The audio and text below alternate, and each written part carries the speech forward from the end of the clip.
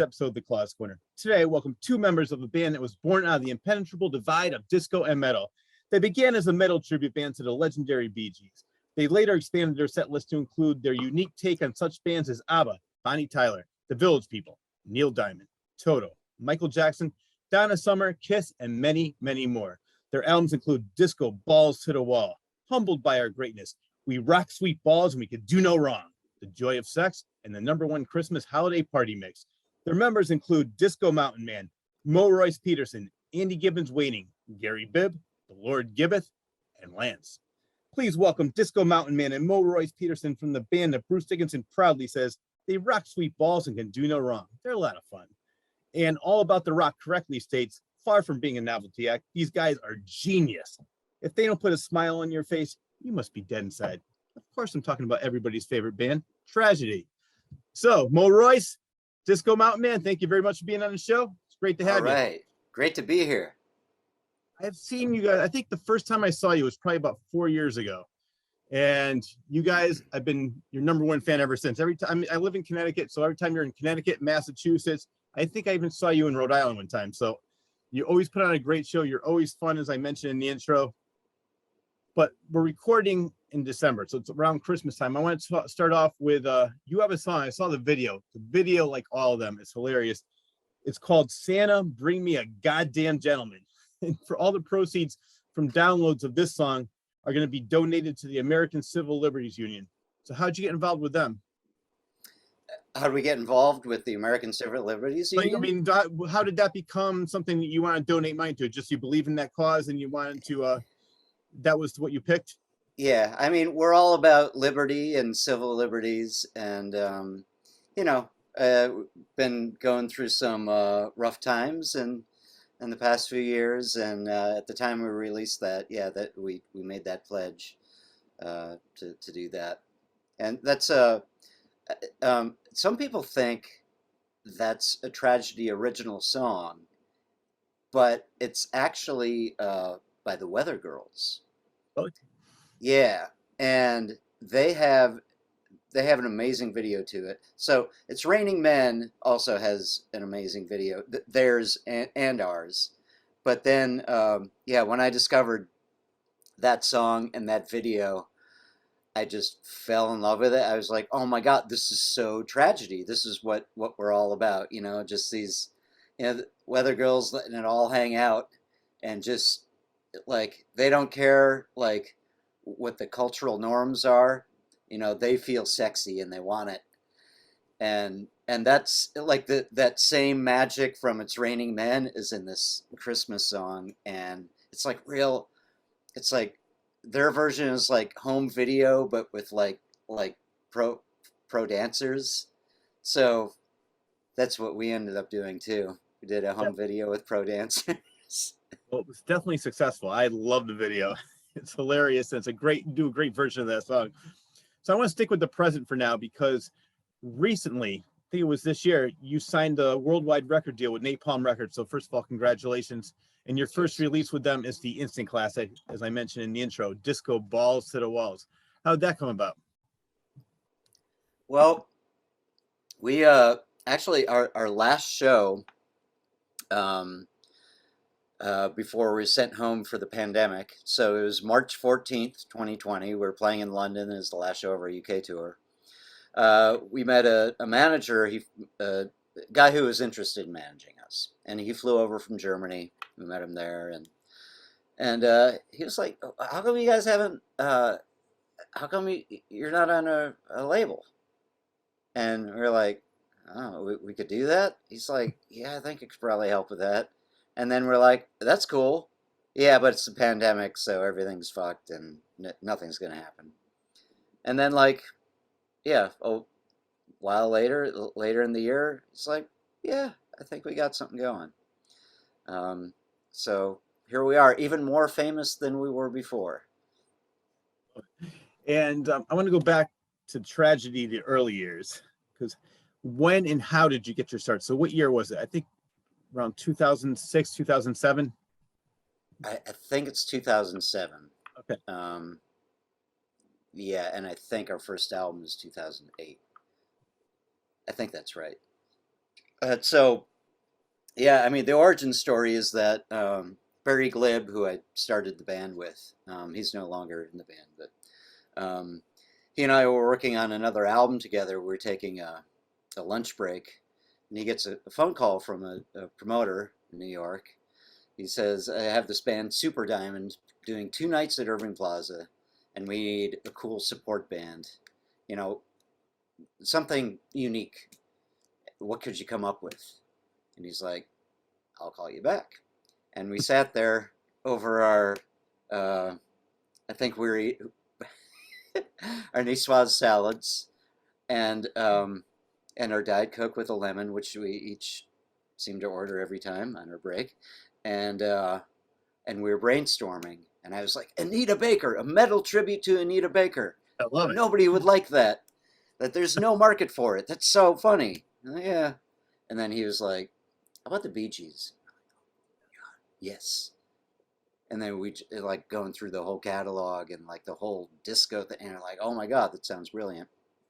And then, um, and then we made some demos. We got even more gigs before we even played, uh, and it all came together very quickly. So you were always a fan of that genre, the disco scene, and you said, you know, I like metal too. Let's put our own take on this.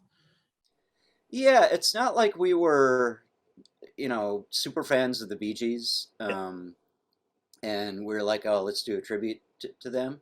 Mhm. It was really like as simple as what I said, like Just more fun. just Yeah. came up with the concept, and like, thought it'd be fun to do that for these shows, and thought that would be it, really. Um, Well, you picked a good group because I think besides McCartney and Lennon, Barry Gibb has the most number one written singles.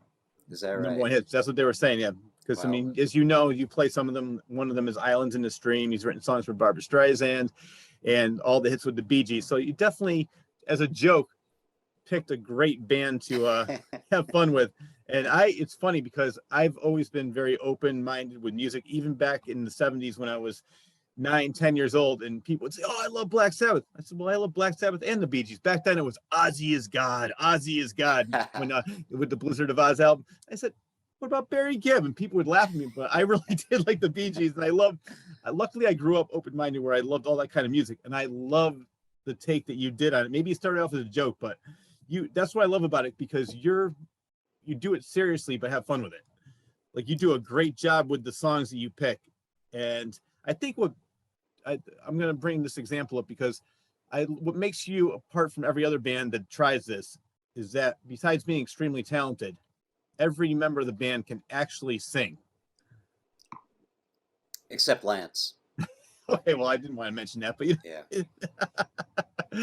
but the example I'm thinking of right now is, for me, I did not like Limp Bizkit's version of Faith, because I love the George Michael version, but just that he tried too hard to make it more like death metal, and the singing just was not there. And I like the fact that you do a hard version of You're the One That I Want, or all these other songs that you do, Africa by Toto, and it sounds great. It doesn't matter if Disco Mountain Man's singing, you're singing it. So I think that's what sets you apart from all these other bands that are trying to do that. We're the professionals. They should leave it to us. It's like, Exactly. don't call us to, fix your plumbing problem. Call us to do a metal version of your But any other band songs. trying to do this, just stop right now. It's not even worth it. These are the professionals. I mean, Tragedy. we see the other people attempting it, but it's a really tricky balance, trying to honor the song and reinvent it at the same time. Well, you know what? I like how you merge the songs. One example I'm thinking of right now is Raining Men. You start off with Rain and Blood by Slayer. So you start off with that, dun, dun, dun, dun, dun, dun, and it goes right into that. Such a great mix. And another one, because maybe a lot of people might not know who he is, but I love him. One of my favorite metal musicians is King Diamond. So when you do the Neil Diamond song and Lance comes out with the King Diamond mask, first time I saw it, I said, yes, this is great.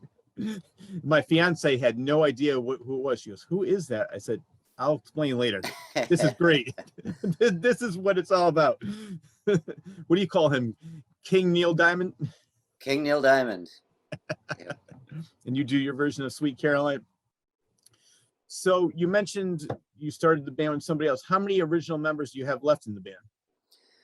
Well, actually, Disco Mountain Man was on our first album, singing Shadow Dancing. Oh.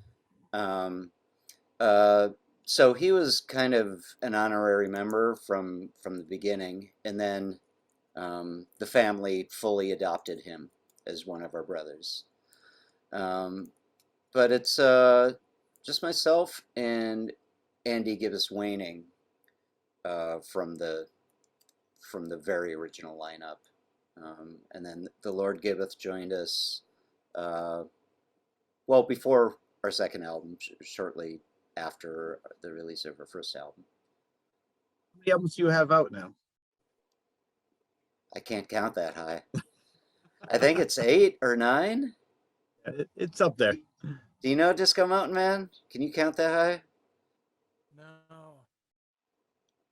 How high can you count? Yeah.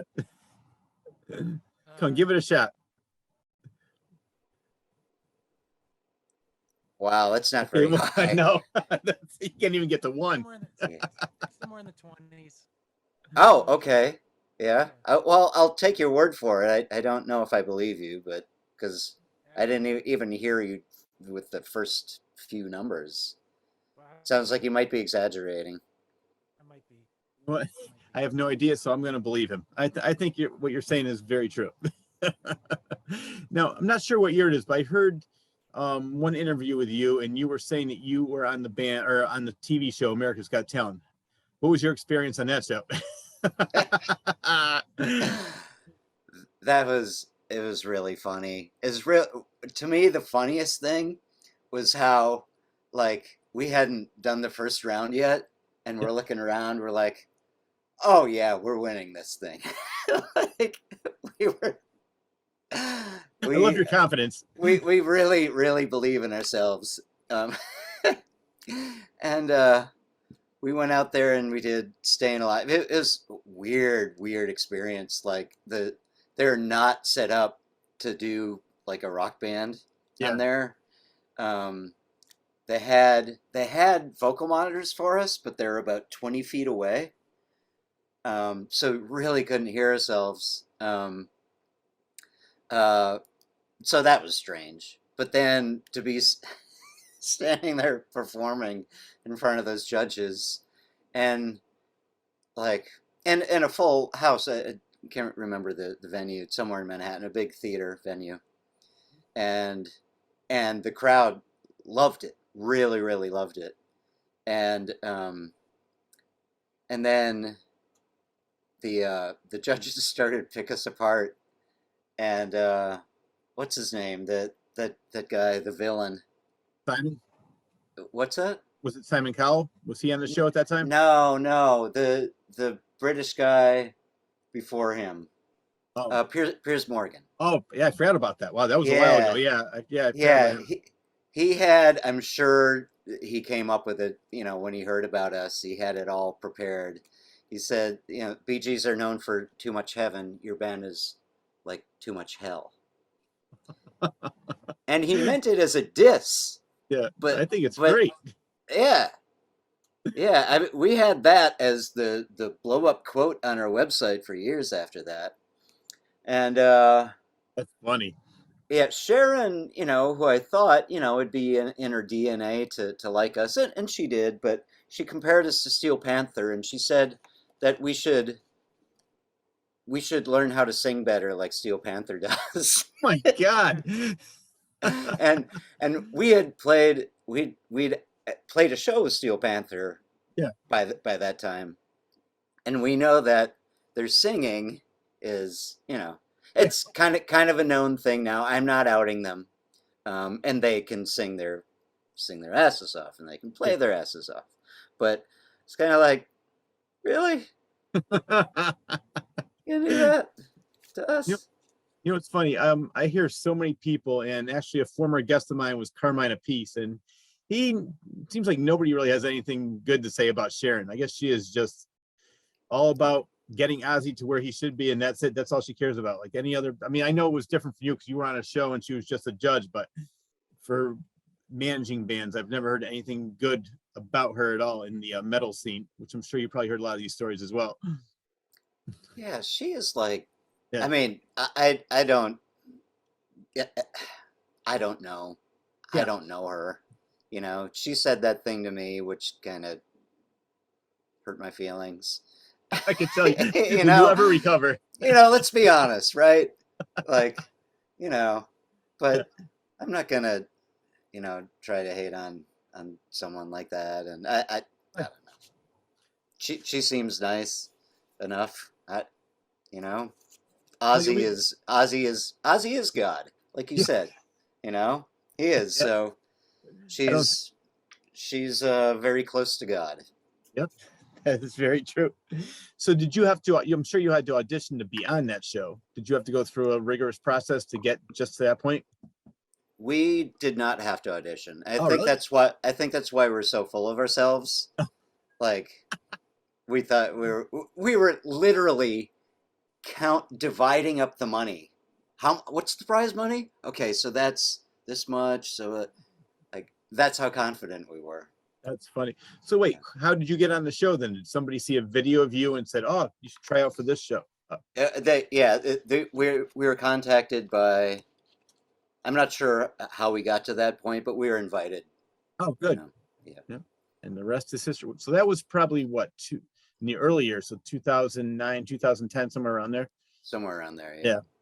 Right. You mentioned earlier the only person that cannot sing in the band is Lance. So I want to ask you, where did the idea of having Lance in the band, whose description is listed as lead towel boy and complete idiot, how did he become a part of the band? Our very first show.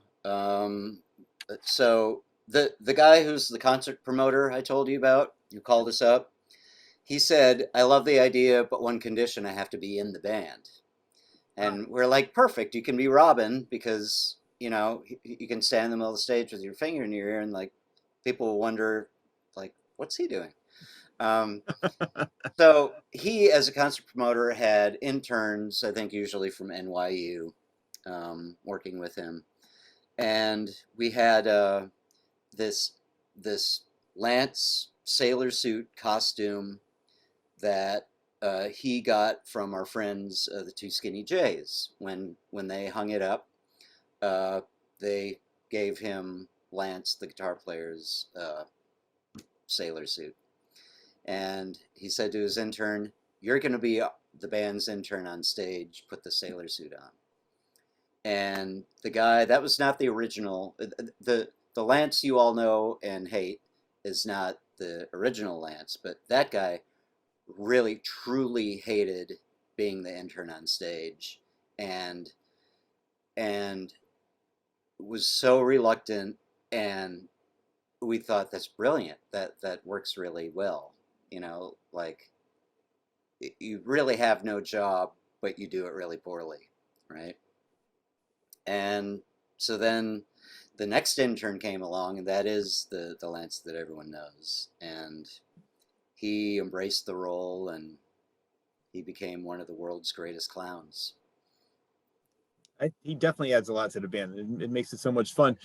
As I mentioned before, I saw you for the first time only a couple of years ago. So this is the second Lance I've seen. So I didn't realize maybe I did see the original Lance then. Did you only have two? We've had, I can't tell them apart really anymore, but Okay. the original guy, he was there only for, I want to say, like the first couple shows. Okay, so it wasn't him then. It must have been another one, because I saw him when I first started watching you, and then I could tell I was talking to the new Lance, and he said something about he was a sound guy or engineer or something like that. And I don't know. I'm not sure exactly what he was saying, but he said that he just didn't want to be a part of it anymore, or they got him. But either way, whatever Lance you replace him with does a great job. Just keeping the audience, driving you guys crazy, and keeping the audience having a good time. Yeah, he's all right. All right. Well, I want to talk about, it seems like you have a very big following overseas. It Like you, seems that way. Yeah. yeah. So you Yeah. performed in a lot of festivals over there. I want to talk about that. Sure. Yeah. What festivals we played? Disco Mountain Man. Summer Breeze, Motor Culture, Reaper Fest. What's it called? Reefum. Refund. Yeah. Um, Hammerfest. Bloodstock. Western Budget. Um, What's that? Belladrum in Scotland. So yeah, some in Germany and Belgium and France, Yeah. UK. UK, we started touring over there on our first album. I think our first tour may have been 2008 there, 2008 or 2009, um, with the Wild Hearts. The Wild Hearts had their own label, and they put out our album in the UK and Japan, I think it was, and toured with them. And then at the end of that tour, we did a show with Electric Six, from the US, but they were really doing well in the UK. They had like I think 2 top 10 hits in the UK, and yeah, played one show with them, and then went back with them like 3 months later and did a whole national tour with them. So yeah, I've been working it in the UK for a long time. Mainland Europe, not as much. More festivals and stuff. A little bit of touring, but mostly festivals so far. Well, you seem to have gotten really popular really quickly. Then, if you were going on tour at that time when you first, so it pretty much your band quickly caught on. Yeah, I mean, in New York, because of our, you know, promoter who was in the band and really working for us, it started off like our very first gig. It wasn't even the one that we were asked to do, the Irving Plaza shows, because he got another one, and it was at BB King's with the Aquabats, um, and we. So the very first time we played, we walk out on stage at a sold out BB King's, and that, like, it was the easiest thing I'd ever done. Like, we didn't even hit a note yet, and people were like, "I love you," because we looked so fabulous. Um, but yeah, so in New York, it came together like that, for good reason, because we were playing uh, in front of big audiences, and it was such a novel idea at the time too. Um, it was very interesting and intriguing right away. Um, and then getting that kind of exposure with those support tours in the UK really helped launch us there. And culturally, we really fit in there. They just totally get the humor and all the musical references and everything. So, yeah. Now, I've always seen you headline. What are some of the other bands that you've opened up for? So you mentioned a couple of them, but some of the bigger bands. I know that one of the bands I want to talk about is that you opened up for Motorhead. That must have been interesting. Oh, yeah. Um, so it's funny. I saw them twice in my life, and first time as a teenager, but both times the loudest concerts. Those are the two loudest concerts I've ever seen. First time, like, as a teenager, and they're on tour, and they're playing at. I'm from Madison, Wisconsin, and there's this gymnastics hall that sometimes got rented out for shows, and Motorhead came in there, most oversized PA for like a 400 capacity room. It was insane, and Lemmy was grumpy, and Phil Campbell was like the opposite. He looked all shampooed, and like he had his really nice glistening Les Paul, and I stood there in the front row in front of him, and he winked at me while he's playing the whole show. It's like, this is so weird, but I fucking love it. And then we play years later. We get this festival in the UK, and we're on the main stage with Motorhead, and so I watched, from kind of the pit, right? Yeah. Because we're an artist, we could get in there, and Phil Campbell again just winking at me, like, oh God. And this time Lemmy was really happy, even though everybody's throwing bottles at them. they're throwing bottles at them because they love them. And then he was like, "Okay, guys, I, we're just gonna have to end the show if you keep on throwing bottles at us because we could get hit. Yeah. It's dangerous. Stop doing it." And they kind of just the bottles slowed down after that. But yeah, that was amazing. What a legendary band, singular band. No one sounds like them or feels like them. Probably never will. Yep. Who are some of the other bands that you open up for that you had some great experiences with or not so great? Well, we toured with Electric Six, and that was amazing because it was like when we play with them, it's as if we're playing for our own audience. It's kind of amazing. And they're such a quirky band. Like the kind of audience they attract, like people who like some hard rockin' with some weirdo irony stuff. Like, well, they get us, and that's fantastic. And the Wild Hearts tour was great for us. I mean, first international tour, really big venues, but we were first of three, and so and we weren't known. We're basically an unknown band, first of three on that tour, but it really kind of got the ball rolling for us and started building an audience for us. Playing with Steel Panther in LA when they were doing their Key Club residency. That seems like that would be a good time. Yeah, they seem like a fun band. That was awesome. I mean, they're a really fun band. The audience was a little strange. The promoter was crazy about us. We finished our set, and he got on stage after a set and got on the mic. He said, "That's the best band we ever had. It was Steel Panther." Oh. So that's cool. That was nice. That's very cool. You open up for Anthrax too. Oh, no, I'm sorry. Go ahead. No, we never played with Anthrax. Oh, really? Yeah. I guess Wikipedia was incorrect. I can't believe that they lied on the Wikipedia. I mean, we've done like festivals where probably with Anthrax, on another night or something like that. That's what they were referring to then. Yeah. But I gotta say, most of our like support show days were really in the early days. But we did do one just last weekend with the Talking Heads tribute, Start Making Sense. Those guys are amazing. Such an amazing band. I mean, so many like straight tribute bands will, make you cringe or make you worry for them or something. These guys, it's just like, it feels like you're at a Talking Heads show. Like, it's uncanny. Alex, I know I saw you perform there several times in Connecticut, Crystal Bees, and lately they're becoming more and more of a venue for tribute bands. Like over the last 2 weekends, I saw a Def Leppard tribute band, a David Bowie tribute band, and a Blondie and Beyond tribute band.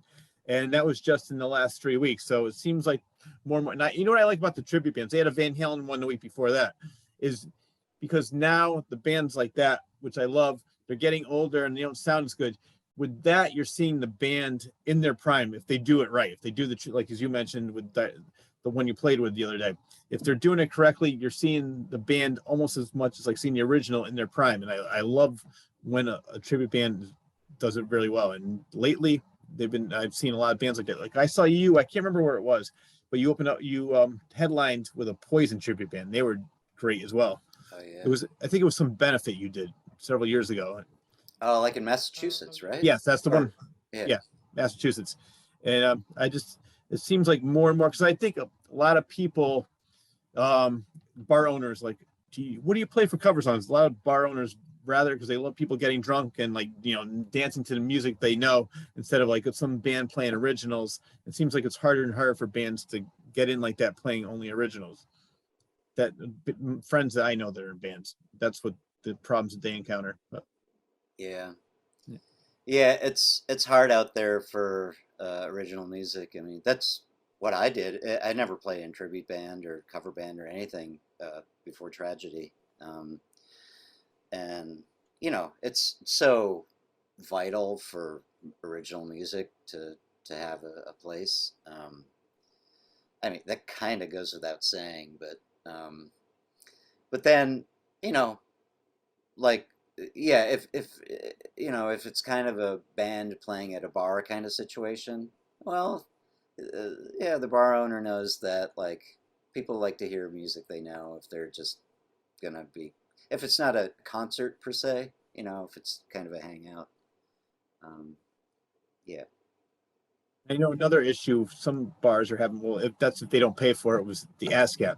They're getting sued. A club down the street from where I live got sued, or they closed down for a while because I guess they didn't want to pay for ASCAP. And any time a band played a cover song, they weren't getting their money. What's your opinion on that?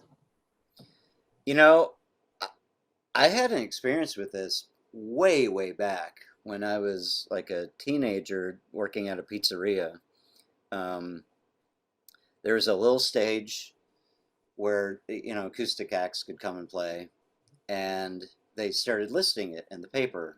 And ASCAP came around and said, if you're doing that, you have to, pay an annual fee for it. And in this situation, it didn't make any sense. I mean, there was really no audience that would come out and see that. It was kind of just like, like this is kind of the spirit of the neighborhood. We have someone, playing some songs in here, Yeah. and it didn't make sense. But it's, I mean, if you're a bar, actually, if you're a bar, a coffee house, anything, and you have music playing like on the speakers, that you should be licensed by BMI or ASCAP. Um, Yeah. and it doesn't cost very much. If you're a big venue, it costs a lot. If you're a little venue, it's very like, I don't know what it would be, $1 a day or something like that. I mean, That's nothing. I don't know what it would be, but yeah, small venue, like really nothing. And to rebel against that, you're rebelling against paying musicians, you know. I mean, it kind of, who knows who owns the publishing rights and who's getting some of that. But, it's what ASCAP does for musicians, for songwriters, is protect their rights, and that's really important. Curious to get your opinion on downloading now. I mean, I know originally it was Napster where people weren't getting any money at all. And now you get what, 3 cents for each song. Do you think that it's good for some Not that bands? much. Yeah, not even that much. No. So I'm sure most of the time, the only making your money is you have to go on tour and sell your merchandise. That's where you get all your money. That's most of it. Um, but there is a steady stream of income from the streaming services. There is, and it's a great promotional tool. You know, uh, I know there's a lot of chatter about this, and a lot of people, a lot of bands and artists complain about Spotify and stuff like that. But then, it's interesting working with our label, and I see this with pretty much every label now. They uh, they promote their Spotify releases because it all works to generate in the end some money for the band.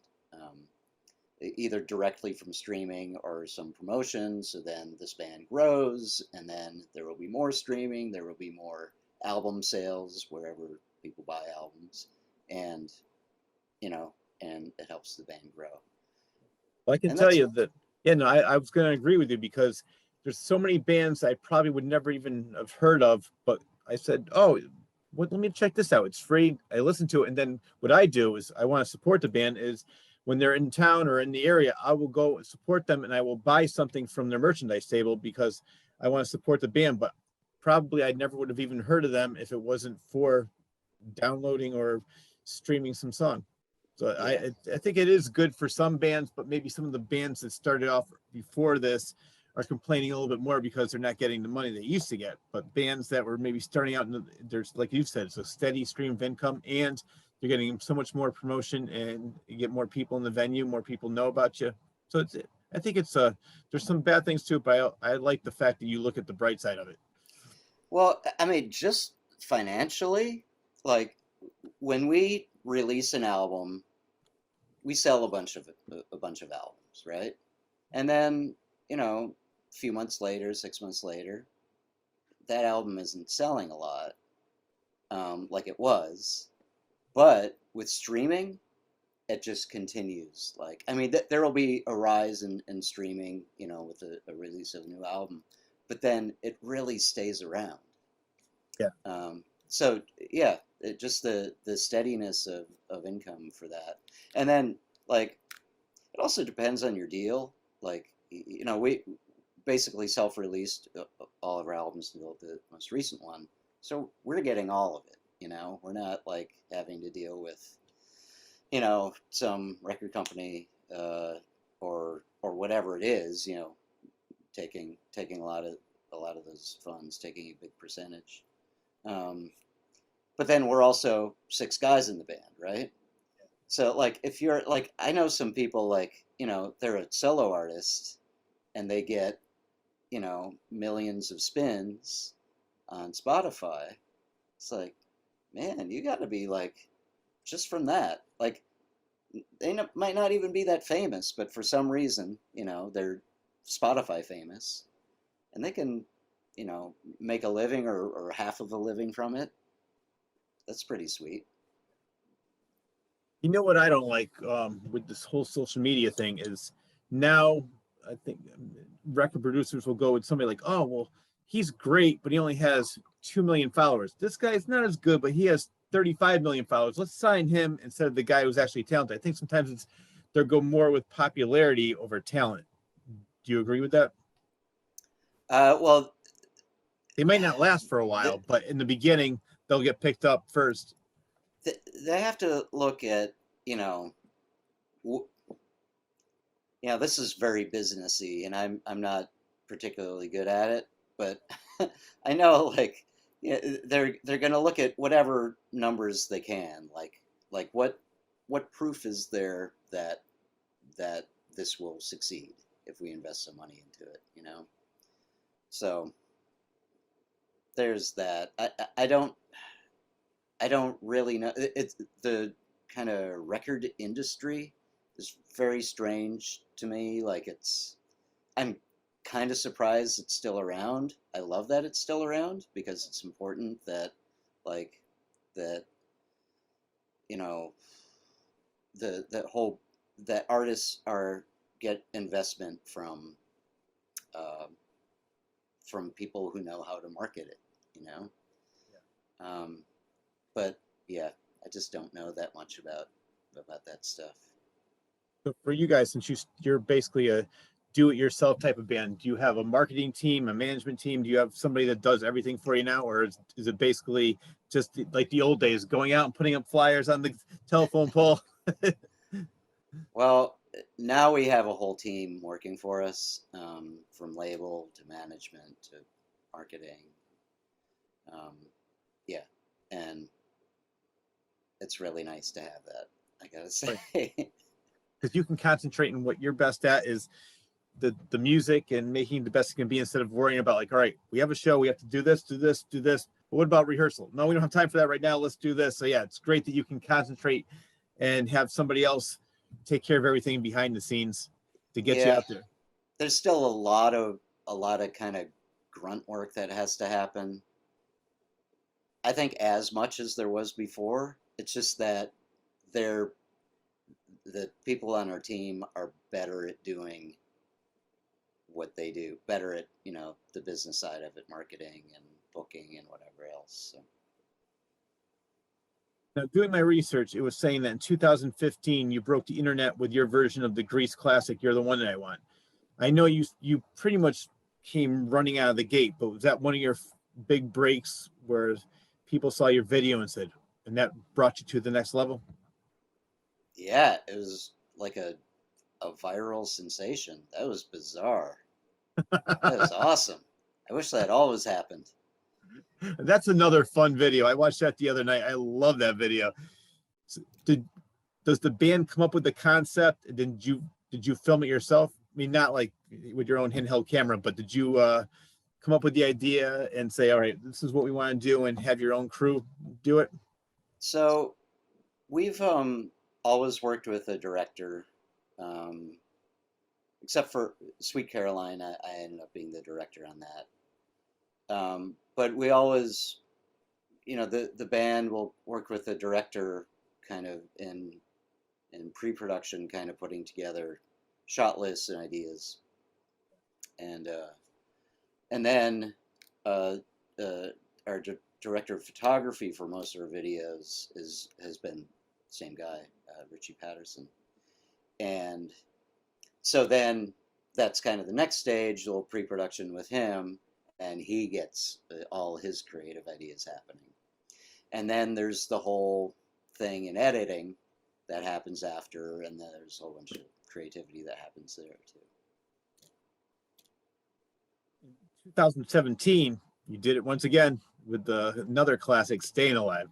So the videos are really what I love about the videos is because now they're on YouTube and you can see them anytime you type in tragedy, and the whole list comes up. And you have a YouTube channel as well, right? Yeah. All right. And so I recommend to all my viewers, subscribe to their channel. It's great. Do you have a DVD of your videos or any concerts at this time? Yeah, we have a DVD Blu-ray of Live from the Black Country in England. Oh. Bang Out of Order. That was recorded, I think it was 11 camera shoot and a multi-track recording that a friend of ours there offered to set up.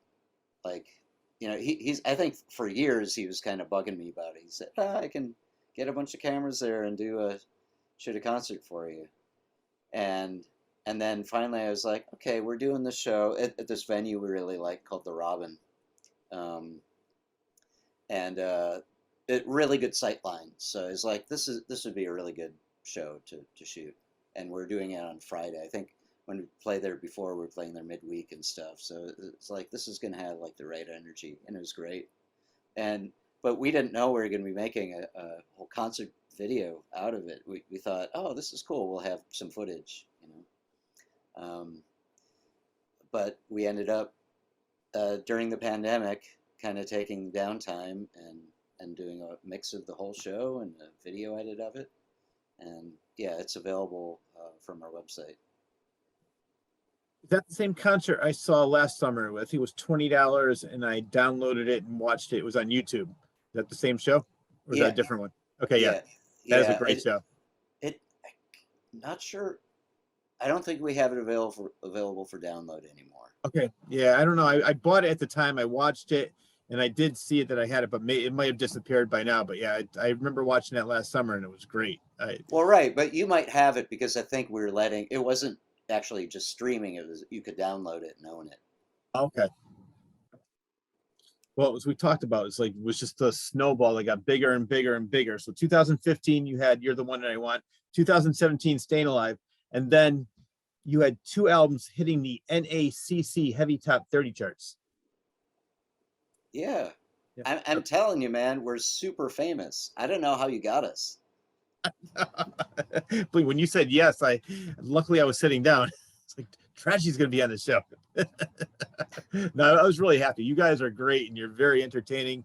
And I've met you several times. The whole band is very personable, and I think that makes the band even more fun, because I could see, and the audience can see, that you're having so much fun on stage, and that translates into the audience. It makes the show more fun for everybody.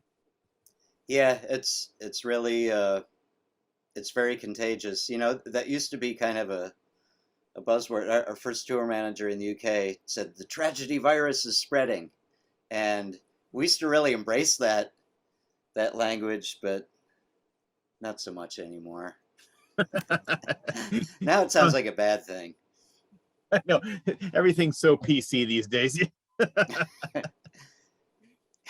I was listening to an interview with the Sweet Brothers of Stryper, and they were saying that one time they were paired with Slayer, and it was such a weird mix. Were you ever paired with a band that was the complete opposite of you, and what was the reaction? Disco Mountain Man. Do you remember that story about Stryper and Motley Crue? Yeah, they were supposed to tour together, the Heaven and Hell tour, and they Michael Sweet went to uh, Vince Neil's house, and they were talking about doing it, but they never did it because Stryper thought that they should headline. That's funny. It is funny. It's very fucking funny. So this was after the Shout the Devil tour, then I'm guessing. This was later on. Probably. Yeah. I'm guessing it. Yeah, I'm guessing it was. Yeah, yeah. So they were Motley Crue were already established, and Yeah, they were both already established. Yeah, and Motley Crue was having these, huge hit songs, and let's just say that they were a lot more famous than Stryper was. But Stryper wanted a headline wasn't it because Michael Sweet said he's a much better singer? Yeah. I'm glad he understands the word humble. That's funny. You know what's funny? Speaking of Motley Crue, very recently, I know they're doing the stadium tour with Def Leppard, Joan Jett, and Poison, but they originally asked David Lee Roth to be on the tour, and David Lee Roth says, "I do not open up for bands that I influenced." Yeah, that's kind of a weird thing. I mean, I get he can say whatever he wants, like, Yeah, he doesn't. and He doesn't have to do it. yeah. But like we've been this band that we opened for last weekend, Start Making Sense, they played one of their first shows opening for us, and there's David Lee Roth, he wouldn't be the first guy that happened to, if he had decided to open for bands that he had influenced. But I don't know. I think that's just him kind of joking and being cocky, Yeah, I saw David Bowie open for Nine Inch Nails. Yes. And wow. that was weird. But it was cool because Nine Inch Nails made sure that the crowd knew that David Bowie was a huge reason why Nine Inch Nails was there. Yeah. And they at the end of Bowie's set, Trent Reznor joined him on stage to show his fans, like, don't leave. No, sorry. I got it wrong. Nine Inch Nails opened for David Bowie, but half of the audience left during David Bowie.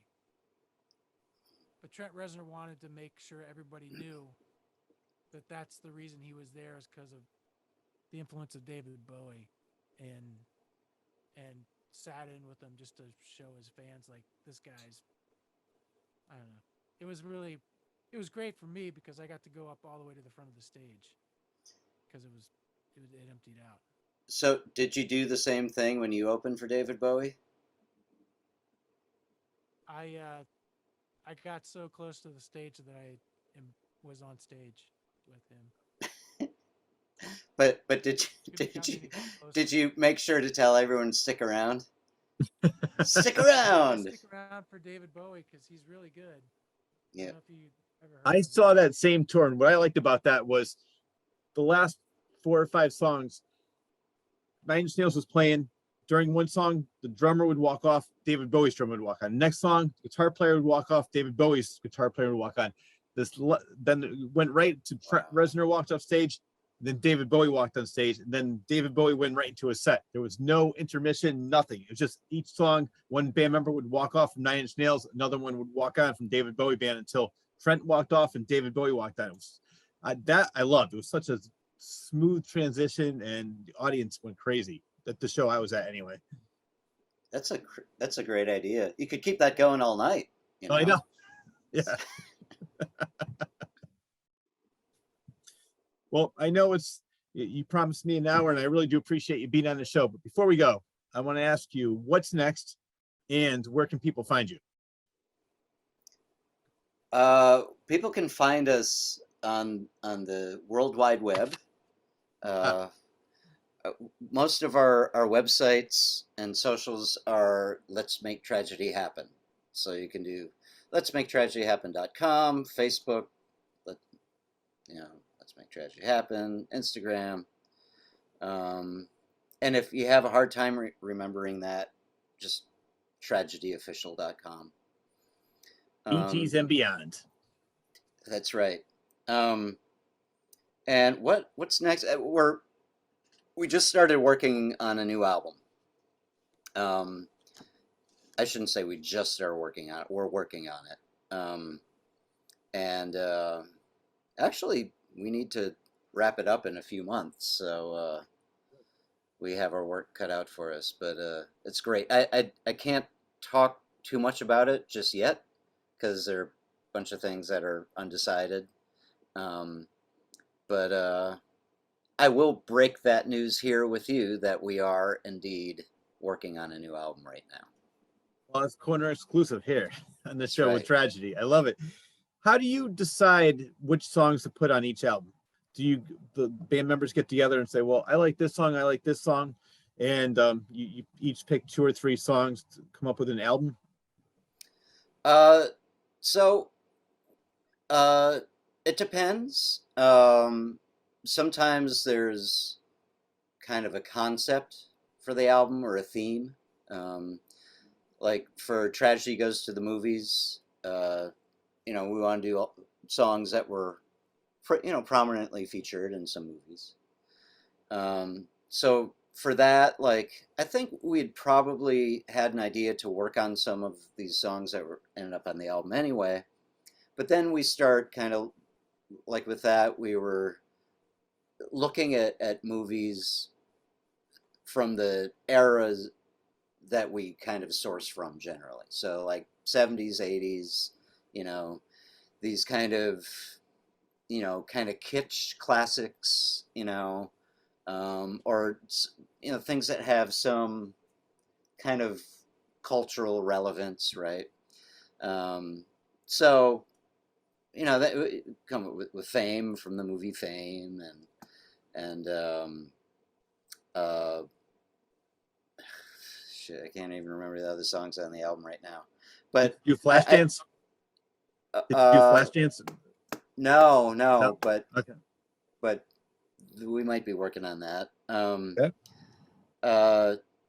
So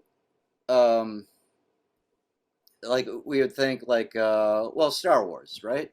Can we do a song from Star Wars? And so then we'd find a song from Star Wars to do. So it's really a brainstorm more than it is guys picking a few songs. And then because it's a brainstorm, there will be a much longer list of songs of just ideas that we have than will be on the album. Probably, if an album has 10 songs, there will be 30 that we're kind of choosing from. But then big part of the process is you can't just be okay, we're going to do that. We're going to do that song. No, you have to pick a song that might be interesting to do, something that inspires you to work on it, and then you have to work on it a bit and see if it gets to the level of quality that Tragedy is known for. Has there ever been a song, which I'm sure there has been several, where you're like, it's a great idea, but we just can't make it work? Yeah, all the time. And then sometimes things will get resurrected, that we'll have an idea for it and just wasn't working, and then there's a new approach to it or a new idea for arrangement, and it all comes together. I'm looking forward to the new album. I'm looking forward to seeing you on tour, which I know in Connecticut, you're playing in Hamden, Connecticut for my viewers at the Cellar on Treadwell. It's in Hamden. Great place, great band. Buy your tickets now. They're online. You don't want to miss this show. So, Oh, yeah. Mo Royce fucking Peterson, Disco Mountain Man. Thank you very much for being on the show. Appreciate it. Look forward to seeing you again soon. All right. Cheers, buddy. All right. Well, that wraps up another episode of the Claus Corner. A special thanks goes out to Disco Mountain Man and Mo Royce Peterson from the band that seamlessly mixes two of my favorite genres of music, disco and metal, and puts the fun in funky town. Of course, I'm talking about tragedy. I would also like to thank you, the viewer, for tuning in every week. Enjoy your day, everyone.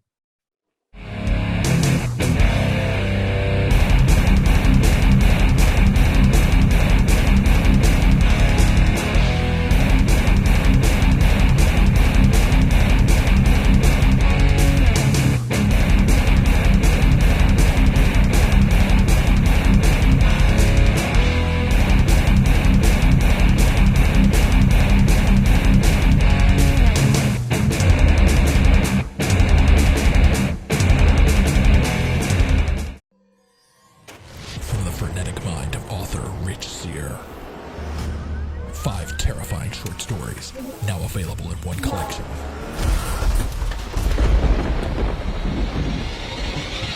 Confessions of a Frenetic Mind. 5 tales of blood-curdling terror. Available on Amazon and Barnes & Noble.